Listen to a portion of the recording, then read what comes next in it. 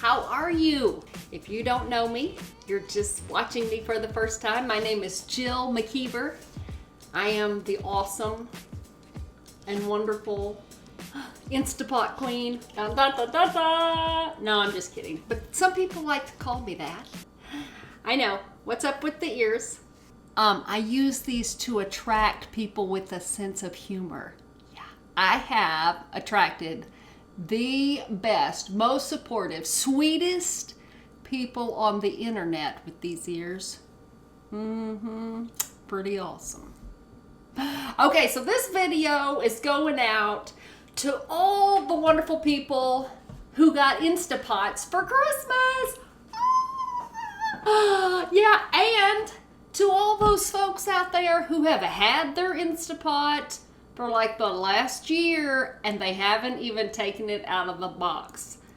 I don't understand that. If you are afraid of electric pressure cookers, you need to watch this video because I got this down, and I'll tell you, it's awesome having two.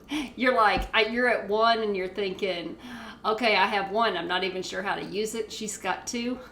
Let me tell you, when you break this bad girl in, she's gonna change your life. I'm telling you. She's the most, both of them, they're the most awesome appliances I have. They have done so much for me. And you are going to develop an obsession. You'll begin to think about how you can cook every recipe you own in the iPod. It is awesome.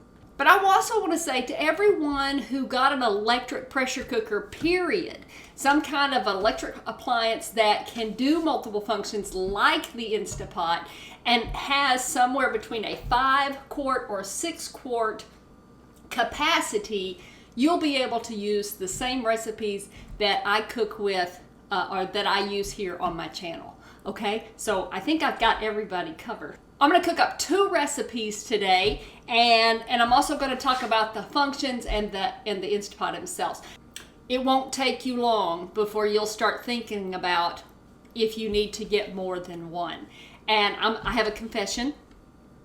This morning, I ordered the Instapot Duo 80. Oh, I got the 8-quart, baby. So I'm going to have a 5-quart. I'm going to have a 6-quart, and then I'm going to have an 80-quart. I mean, not an 80-quart, an 8-quart. Oh, yeah, I can make more food. Oh, this is going to be awesome. Let's talk about where the recipes are coming from real quick.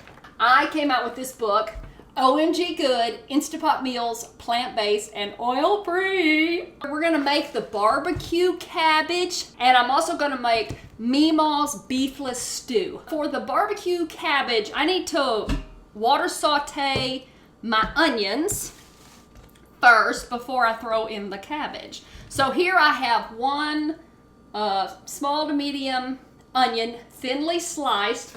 I'm gonna put that in my inner pot. And while this onion is water sauteing and getting tender, I'll talk about the functions. Hey girl, how you doing? Oh yeah, it's you and me, baby. Okay, so the Instapot has all these functions, all these buttons, and some people might overload on this, and some people might think this is great. Well, my first and most favorite function is the saute mode, and I'm going to go ahead and turn that on. Now just press it, and in saute mode I have three heat settings. It automatically goes to normal, which is really like a medium high. That tells me it's on. This is kind of like a medium high if you were on your stovetop. It started beeping too quick because I was chatting, but we can adjust these heat settings, and I'm going to keep mine on normal. You know, you can treat your Instapot just like you treat a skillet, you know, on your stove. I like to use it a lot just to tenderize vegetables before I go on to another recipe. And sometimes I just don't even, since I've had the Instapot, I don't really use my stovetop all that often. If I can put it in here, I'll do it. Okay, so let's look at these functions real quick. Now, if the word electric pressure cooker, or words, freak you out, don't be freaked out, okay? This is just an electric appliance. This is no different than your slow cooker, your microwave, your stove. You know, it's just an electronic with some buttons on it. Okay, that's it. We have all these buttons here, and these pretty much are just pressure buttons. Okay, so you know, for pressure cooking. No matter which one I press, hold on. Like if I press poultry, all it's going to do it's a presetting. So it goes into high pressure, and it's an automatic. The cooking time is automatically set at 15 minutes. Okay, so that's its setting. I'm going to hit the keep warm cancel button to cancel the mode. And this is pretty much, you know, here's beans and chili. High pressure, 30 minutes. All these are just preset settings. And that's it. So I don't use these extra buttons because they all do the same thing. They're all pressure cooking buttons. What I like to use, I don't have my glasses on. Where is it? Manual, okay? So manual, right next to saute, manual is the pressure button. So if I hit manual, you see, it goes right to high pressure automatically. It automatically goes to 30 minutes. And when I want to adjust the cooking time, sorry, I'm doing all this talking, so it gives me like 10 seconds to make adjustments. I can hit the manual button, and I can use the minus keys or the plus key to adjust the cooking time, okay? Depending on what I'm cooking. I can also hit this adjust button, and I can go from, hold on, I'm sorry, I can hit the pressure button. Again, I don't have the glasses on. Stop it. I can say manual. I can say, let's take this to 22 minutes. I can say, let's hit this pressure button. I could change from high pressure to low pressure, or I could just leave it where it is, and then it'll give me 10 seconds, and then it'll kick in, you know, and start doing its thing. Okay? The timer button's great for setting a time in which you want the cooker to start cooking later. That's easy to use. And then keep warm cancel button, and so we can keep food warm. And this is, you know, really just using it like a slow cooker, where it's just you know, it's just keeping the inner pot hot, and it keeps food hot at 145 degrees. Okay. Okay, and then let's go back over here. Right above the saute, we have slow cook. When we hit it, we have an option on our heat settings. Okay, so normal is like medium heat. When I do slow cook, I usually use the normal. But I can adjust it. I can move it to high with the adjust button. I can hit adjust again, and I could turn it down to low or less. And then again, I use the minus or the plus keys to adjust the hours that I want to slow cook. All right. We already showed the pressure. And then over here we have the yogurt button. Now, yogurt making is my absolute favorite.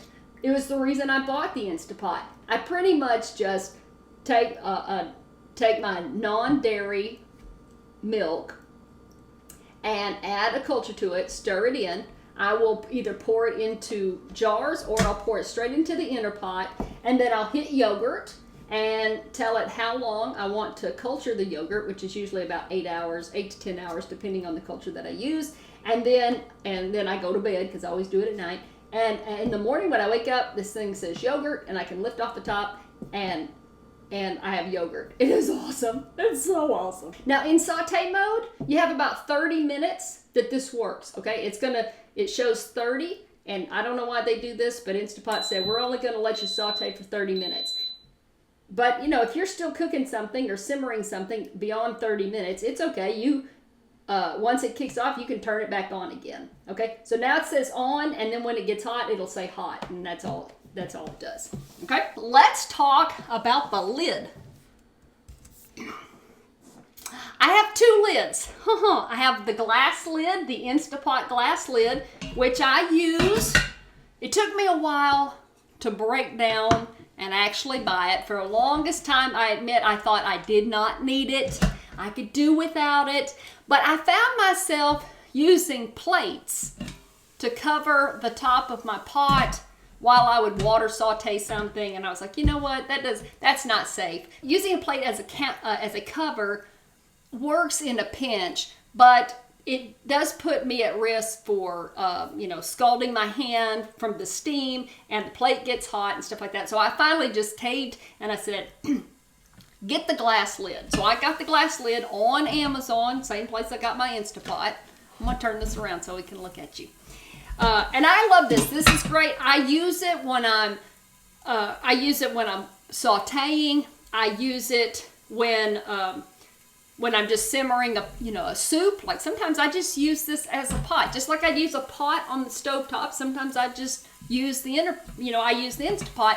And the reason I like to do that, I like to let it substitute as a pan, is because I can use the keep warm mode on the Instapot. Whereas if I cook a soup on the stove, I'd have to keep a burner going over there, and things tend to burn and stick. But I could cook a soup here and then use the keep warm mode to keep it hot for my family when they're ready to eat. You know what I'm saying? There's a lot of times that I cook food, in the middle of the day, and then, a couple hours later, maybe 3 hours later, it's still hot and ready at dinner time when everybody else is ready. You know what I'm saying?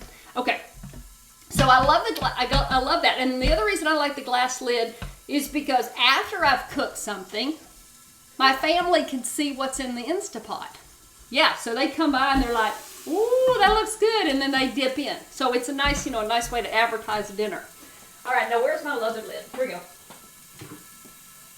Now I'm talking and cooking, and that's dangerous because I tend to burn things. I'm using a little vegetable broth to water saute my onions. So I guess I'm broth sauteing my onions. And I'm just going to cook these until they're almost translucent. The lid has some parts to it. You have the steam release handle right here. It comes off. I like that. And you can see through it. Maybe I'll switch cameras. You can see through it. Okay, it's got little holes. Underneath here, you got the seal. I'm gonna pull that out. Okay, got to see how mine. There you go. See how mine's discolored, not clear, opaque at all. Mine's got rodeo experience. Okay, I use mine all the time. This happens. Okay, your seal is going to become discolored, especially if you like to make a lot of spicy foods and chilies and cook beans. Okay, it's just gonna happen. And it does have a nice chili smell, because I do a lot of chili powder recipes. And cumin, oh man, cumin is going to stink up your seal without a doubt. But here's the thing. Even though I have soaked in bleach, I have soaked in vinegar, all that jazz, I have done all those things that people say to clean the seal with. And yes, those clean the seal, but they don't take the odor out of it. Okay, the odor becomes part of the seal. And I have made yogurt with a stinky seal, and I promise that my yogurt did not smell like my seal. Okay, the odor in the seal will not affect your cooking. Okay, so just relax. If you feel like you absolutely have to have a clean seal that's separate from a stinky seal, you can order seals online, either from the website or on Amazon. Either one, I don't care.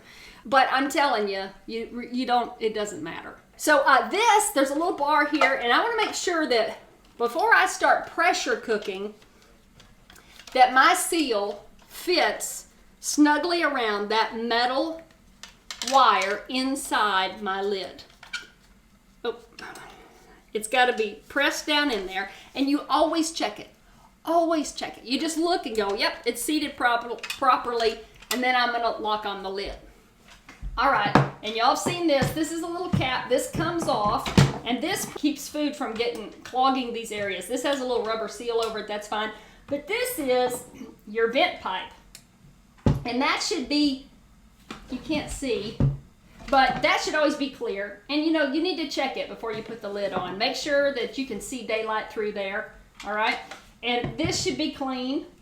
which nothing, nothing that hot soapy water and a washcloth can't clean when it gets dirty.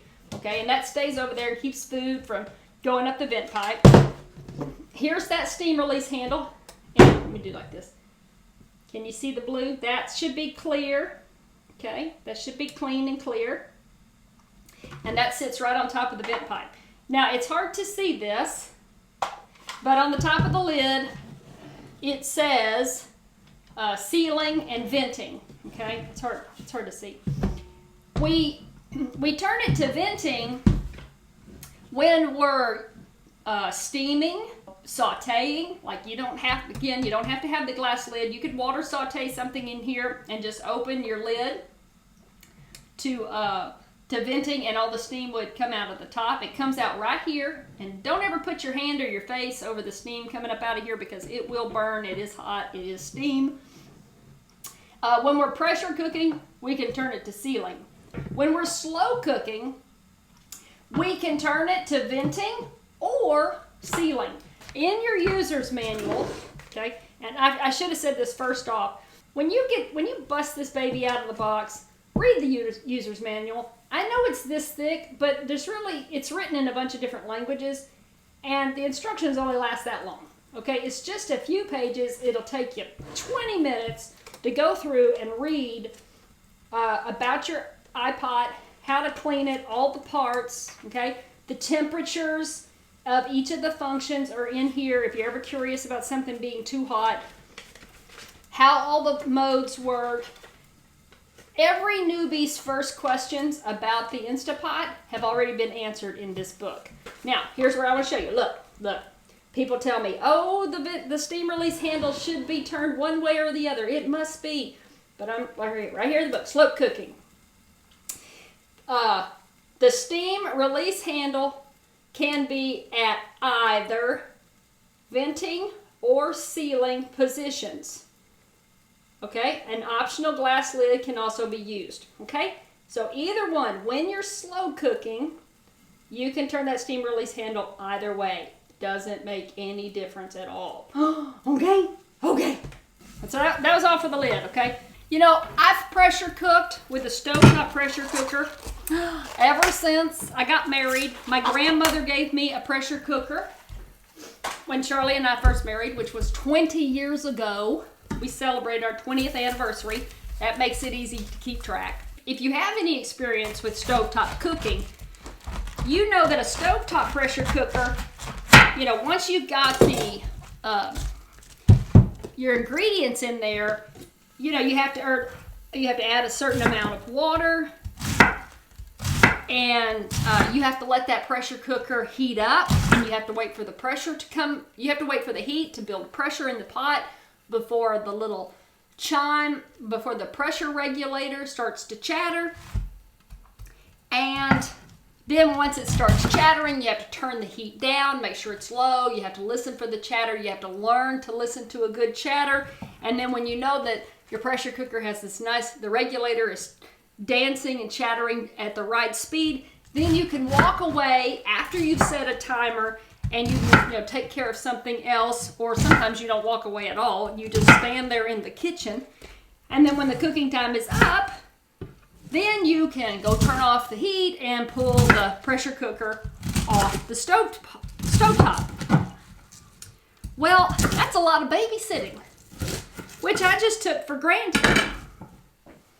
And but the first time I pressure cooked with this, and then when you're stovetop pressure cooking, once you pull the pressure cooker off the heat, then you have to wait. You have to decide which way you're going to let the pressure off out of the pan, and then you have to wait for the pressure to go down before you can take the lid off. That's a lot of babysitting. But here, I can throw everything in the Instapot, and I can press one button like I would on a microwave and walk away. I don't have to listen for a chatter because there's not one. I don't have to wait for it to build up, pressure and adjust the heat. And when it's done cooking, it kicks into keep warm mode. So it doesn't matter when I pressure cook. it's gonna go ahead and make dinner without me. Love that. That's so awesome. I'm gonna give this a little steam. Okay, so for this barbecue cabbage, all I wanna do is I wanna water saute this cabbage real quick. Let it get tender for 2 or 3 minutes. Whew. And then I'm gonna pour my favorite store-bought barbecue sauce over the cabbage, and it's done, okay? That's it. Now I know what you're thinking. Barbecue cabbage? Ew, seriously? Yeah, seriously. If you want to try a whole food, plant-based barbecue sandwich, try barbecue cabbage. I know it's weird, but it's good. And it doesn't taste like cabbage, I promise. The barbecue covers all of it. Okay. Now I'm gonna let that happen. And I need to listen. Wait, I need to turn it on. Okay, here I am going to, I've turned on the saute. I'm gonna turn on the saute and I'm gonna hit adjust. And I'm gonna take it down to less, okay? Because I really just wanna heat this up. And it won't take long. Even on less is pretty hot, okay? That's it. I'm just wanting to show you that. Okay. Let me show you how easy it is to pressure cook and make Meemaw's Beefless stew. Oh, this is a big winner with all the fans. Okay, my second iPod's back here. And the reason I have to put it back here is because I live in a 1976 house.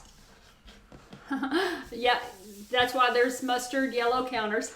I love it. Love it. Love the 70s. Anyways, I cannot plug 2 iPods into the same socket or I'll blow a fuse, okay? So I had to plug one up here and I gotta plug the other one back there. That's the way it goes. That's the way it rolls in this house, you know what I'm saying? Gotta go with what you know. Okay. Let's see if I can rock 2 recipes at the same time. Did you see how awesome that was, that I could just pull the inner pot out of my pressure cooker and I can come over here. I can leave the appliance over there, but I can use my inner pot as a bowl. I love you. I love you, iPod. You're so awesome. You're my best friend. Seriously. I'm being serious. Now, you might think this is a little sad, but I actually have to read out of my own cookbook to keep track of my recipes. Yes, it's a cookbook, but it's also, like my cookbook. It helps me keep track of all my family's favorite recipes. All right, hold on. And look at that, and it'll hold down your cookbook for you. Is there anything the iPod can't do? So in my inner pot, I have all the ingredients. I've got mushrooms, celery, potatoes, onions, and carrots.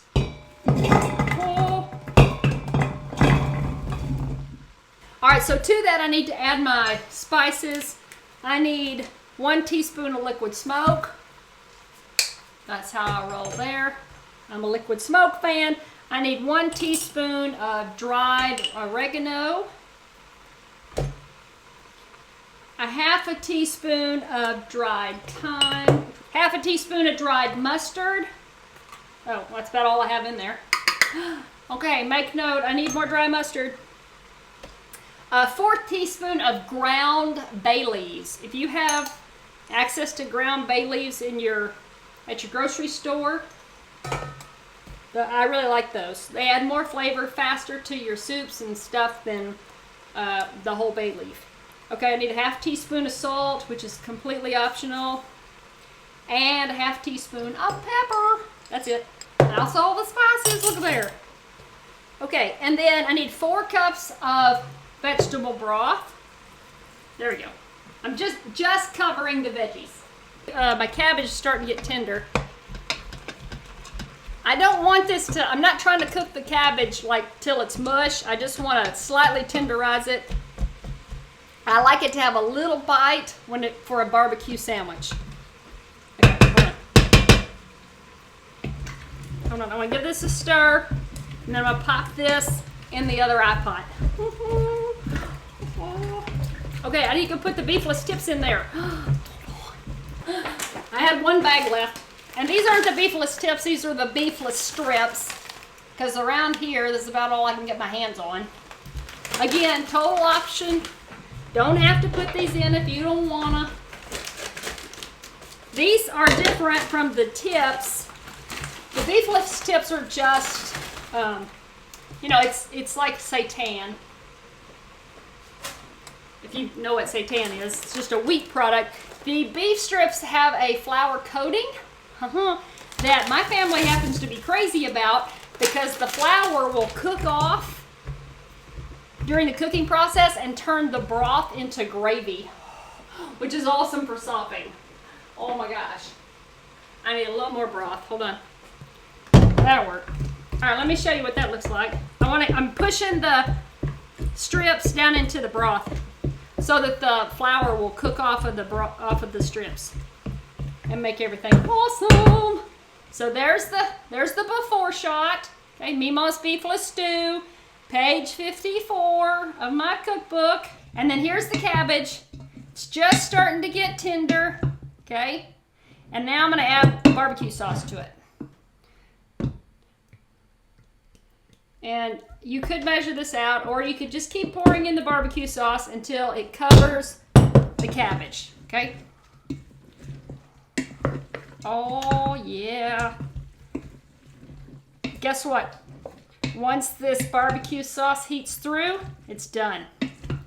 Are you kidding? It's that fast? I know. It's actually faster when you're not talking to people about the Instapot.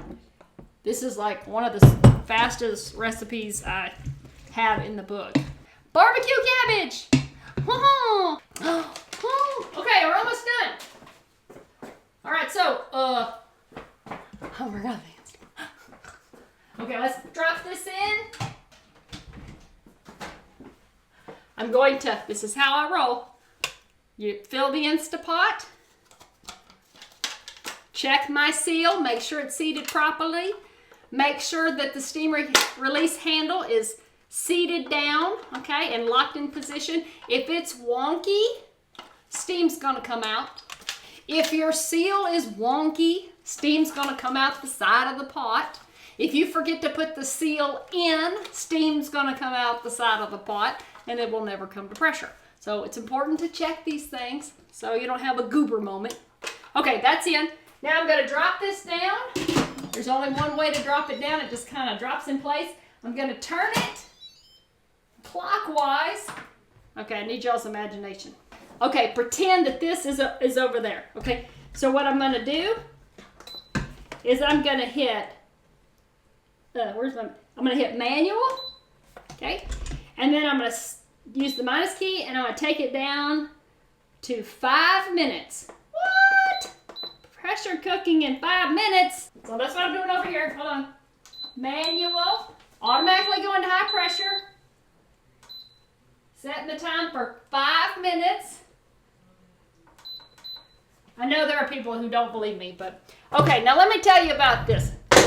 It's gonna beep, it's gonna say it's on, and then it's gonna start cooking. Now, the stew's not literally going to be ready in 5 minutes. That's not how pressure cooking works. What's got to happen is it needs to take 5, maybe 10 minutes, depending on the temperature of the food inside the iPot or your electric pressure cooker. All that has to get hot and build up steam that builds up pressure in the pot. Okay, so anywhere from 5 to 10 minutes, depending on the temperature inside the food. Once it has filled with pressure, the cooking time will begin. It's smart like that, it knows. And the cooking time will begin. It will count down from 5 minutes to 1 minute, because that's what I set it to. And then after that, it's gonna beep 3 times to say, I'm done, I'm finished. And there's gonna be pressure in the pot. And so there's several ways, there's 3 ways that you can let the pressure out of the pot. But if you, let's just say you're not even home, or you're doing something else, you're checking your email, when it's finished cooking, it automatically kicks into the keep warm mode.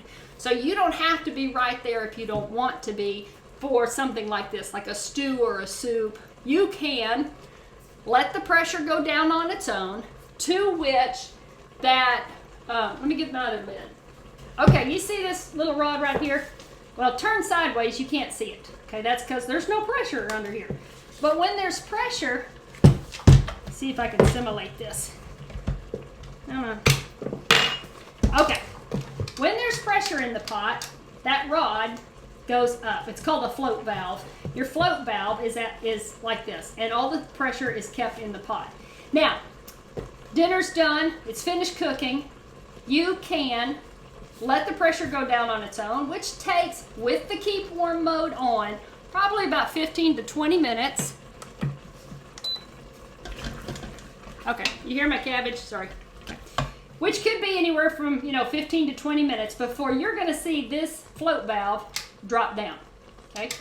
Second way that you can release the pressure is to wait 10 minutes after the cooking time is over, and then you can turn your steam release handle to venting.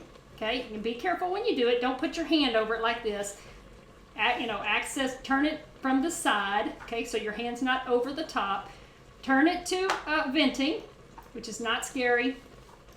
And then it will release a lot of pressure. And you can also cancel the keep warm mode. Okay, if you're in the kitchen and you're thinking about it, you can cancel the keep warm mode, wait 10 minutes, then turn the steam release handle. Steam comes out, takes about a minute, takes 1 minute for all the steam to come out. And when the steam's done, the float valve drops down. Okay, now sometimes the float valve, condensation builds up around this float valve and it causes it to stick. So, the steam release handle, there's no more steam coming out, but you still see the float valve is up. Well, then you just take a little spoon. Don't use your finger because it's hot metal, but use a little spoon or something and just give it a tap and it'll drop down. Okay, so sometimes that happens. And then the third way to release the pressure is a quick release. Now, quick release, so the second one was a 10-minute natural release, and then the last one is quick release, and that's when you use that for when you're steaming vegetables, like something, you steam something for 1 or 2 minutes and you need to stop that cooking process immediately. Then you're going to, right after you hear the beeps of the cooking time being finished, you're going to turn this to venting. It's going to take 1 minute for that steam to escape out, and then the valve will drop. Okay, so that's, excuse me, spit on my lid. That's sexy. Okay. Anyway, so that's the 3 releases. Speaking of float valve too, sometimes what can happen when it's building up with pressure, in the beginning, sometimes a little heat will come through here. Okay, a little steam might come through here, and you might notice that your float valve is having a little problem coming to pressure. Okay, it will get there. Okay, sometimes you can still take a spoon and you can kind of give it a little tap, and sometimes it's just condensation and the powers that be just making it hard for this thing to stick into place. So if that happens, you see steam coming out of here and only here. It's just because it's just trying to build up pressure. Now, if you see steam coming out of here, that means that your steam release handle is not seated properly. If you see steam coming out of the sides, that means that your seal is either missing, you forgot to put it in, or it wasn't seated properly. See how we have this wire right here? Okay, but the seal's not there. Okay, something as simple as that can cause steam to escape. So you want to push that in place, okay, and make sure it's seated properly all the way around. Okay, that's it. Da, da, da, da. Wow, what a thorough lesson. My cabbage is ready, so let me show you what the barbecue cabbage looks like. Oh, oh, oh, oh, oh, oh. Oh my gosh. I love cabbage so. Oh, oh, oh, oh, oh. I love my Instapot too. Do, do, do, do. Oh, baby. You gotta get one too. Oh, look at that. Oh, that looks so good. Now, I used half of a cabbage because my daughter's not going to eat this, but my husband and my teenage son will. Look at that. Oh, look at that. I wish I'd made some steak fries. Oh, my goodness. Baby. Oh, oh, oh, oh, oh, oh. Bring it on, baby. Oh, all right. So I hope you try that. Don't be afraid of barbecue cabbage. It really is good. And it helps keep the bite. Don't let it get mushy and fall apart. It's no fun. You need the cabbage to have a bite to it so you feel like you're chewing on some kind of meat. And it really helps if you want to win your family over. Use a barbecue sauce that they know. Even if you have a homemade barbecue sauce that they absolutely love, use it. If it's something that comes out of a bottle that they love, use it. Use what they already love over this cabbage to break them into the idea of eating barbecue cabbage sandwiches. Okay, I'm going to bite into this because I'm kind of hungry. Hot. Oh my God. Yep, it's good.